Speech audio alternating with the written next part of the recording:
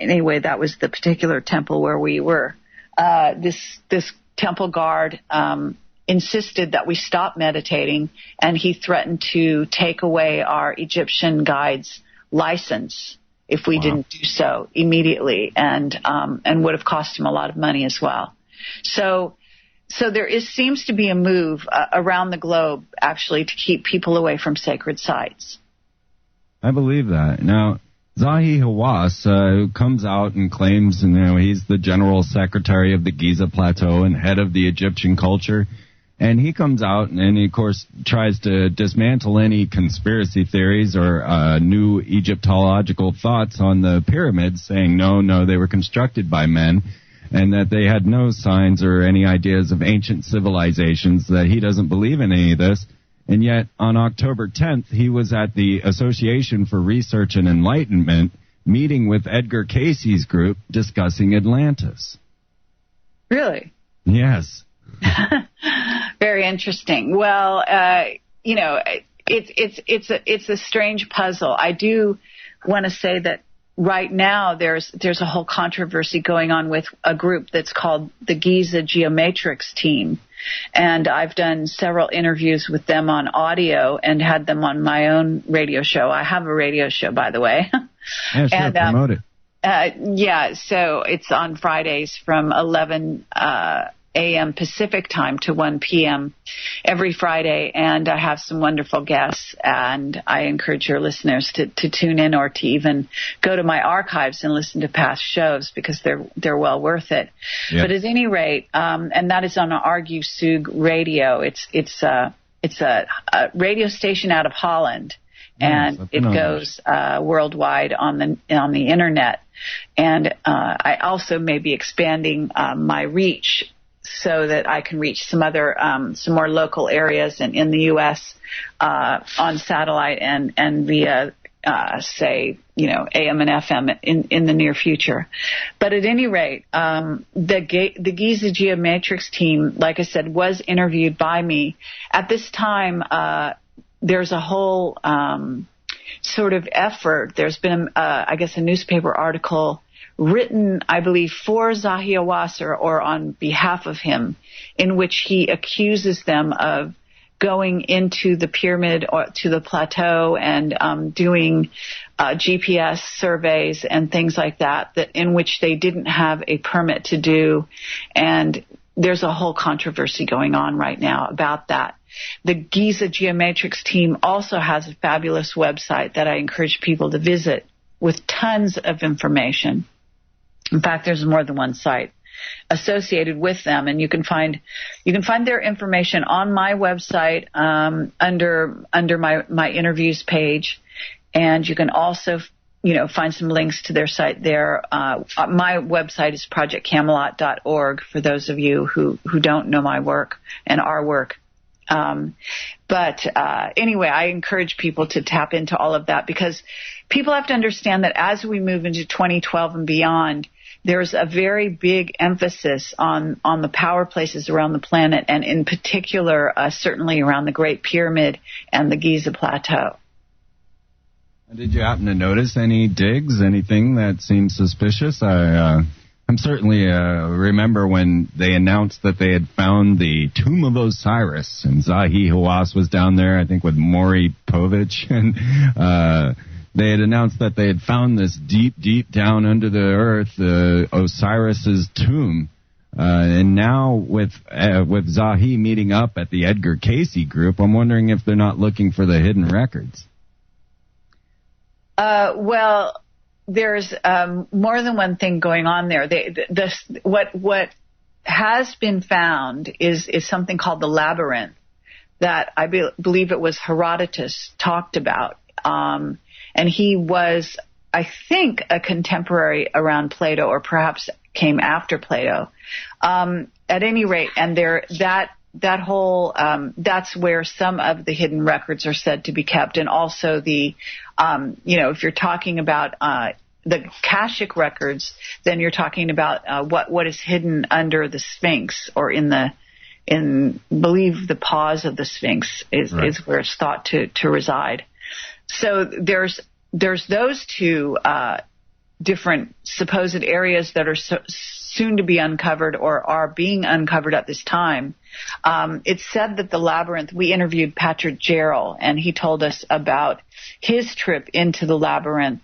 They did go there, and then they were banned from going further and from returning at this time. And when we interviewed him, I believe it was over a year ago, they were supposed to have an announcement about the labyrinth on, I believe it was NBC, and they had exclusive rights to announce, that it was suddenly found and that they filmed there and so on and so forth. But I don't know whether that's actually ever going to see the light of day. They're hiding a lot of discoveries that are going on there now.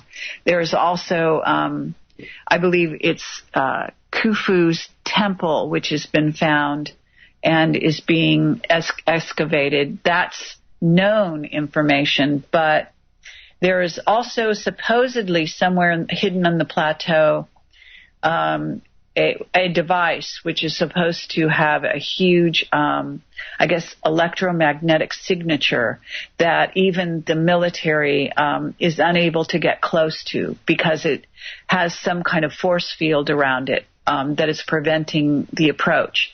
And apparently it's a box that's hidden deep in the ground. Of course, Zahi would deny its existence, but the Giza Geomatrix team believes it's there. They believe they've seen the signature on their GPS when they tested it in that area, and so on. So it's quite involved what's going on in the Giza Plateau. Well, let's not forget that it was the Association of Research and Enlightenment, Edgar Cayce's group, that paid for Zahi Hawas's Egyptological studies in Pennsylvania University. So we know that there's subterfuge, that there's absolute disinformation coming out of there, and that they were keeping us in the dark about all of these secrets. And then these secrets even seem to go even further off planet for pyramids on Mars and the potential of all of that. Yeah, absolutely. Good point. It's a fascinating realm. I got to ask, have you noticed how much Barack Obama and Michelle Obama look like Akhenaten and Queen T? No, actually. I mean, I don't know when Queen T is different than Nefertiti. Yes, this was Akhenaten's mother. Exactly. Now, I don't know about Queen T. I don't know what she looked like. I know that there's been efforts to sort of reconstruct her. I don't know whether or not I can't say that about her. As far as certainly, well, at least in my view, Obama does not resemble Akhenaten. In fact, if you go, I don't know when the last time you were in Egypt, but Akhenaten has a very unusual physical appearance, and his bone structure of his face is extremely unusual. It's not the same as Obama's. It's extremely. He has a very long face, Akhenaten, and in essence appears to be from a different race of beings, in my view. He definitely does not look normal. Well, we're coming up on the break. You're listening to Kerry Cassidy on Radio Freeman. Well, Kerry, you have spoken with, a number of super soldiers and even people that claim to have been to Mars. I'm wondering what you have gleaned from your research and finding out about our secret space program and what you might know about trips to Mars or just what's going on.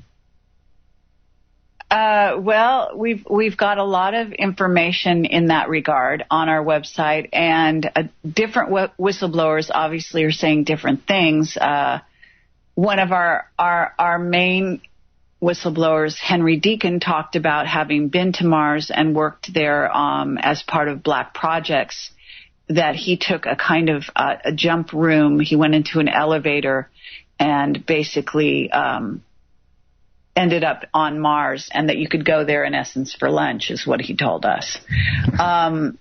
The understanding is that there is a sort of a teleportation that happens, and also that they do use ships to take large crews of people, as well as goods to and from Mars, from the Earth. And we've also been to a base in the Utah area that is said to be one of the main places that they use to use this this ship in essence to take people to Mars. I had an experience in Utah, right next to Ogden. Sitting there next to a Mormon temple, a giant V-shaped craft that seemed anti-gravity flew directly over my head. It was quite the amazing experience, but I really got the feeling that was actually Earth-based craft. Okay, well, yes, quite possibly. And that's what's going on. In other words, that our military is working with certain ET races that make all of this possible. So what's going on in the secret space program and some of these craft and some of the out-of-world capabilities of the craft, for example, to go what's called superluminal, faster than the speed of light, is in essence because they are reverse engineered and helped by various ET races. So that's some of the information we've gotten. In general, lately, what I've really, if you put the super soldier program together with the secret space program and everything else that's going on, eventually you get a sense of the really big picture. And what's really going on here is a secret government that is intent on building what are basically robotic super soldiers. And I call it robotic Superman versus angelic human. And these are like two paths, if you will, that humanity has a choice on which to go down. And the Illuminati are working obviously on the robotic Superman side of things. And their idea is that they want to have power over and to go out and terraform other planets, to be a superhuman kind of a race that will be able to control and have dominion over the rest of the various solar systems. Whereas the angelic human side is not about that. It's about self-realization and reaching a level of enlightenment that ultimately brings one back to the source. And that does involve superpowers that can develop as a result of certain levels of raising one's frequency, basically giving us capabilities that we feel some of the positive ET races have. So it's in general, if you wanted to sum up everything that we've come across and where we're at in regard to the big picture, that's what I would say in the shortest possible amount of words. Right. Well, I can see that forming, and I see it all going on around us. Secret space launches going up left and right, the dismantling of NASA, the fact that Stargate, the TV series SG-1, is acknowledging that they get help from the United States Space Force right there in their credits. So this is not something that's out there. It's not that unbelievable. We're starting to see this very event come to life, and it's amazing that we've all been kept in the dark so long and that they were able to keep all of these secrets, and now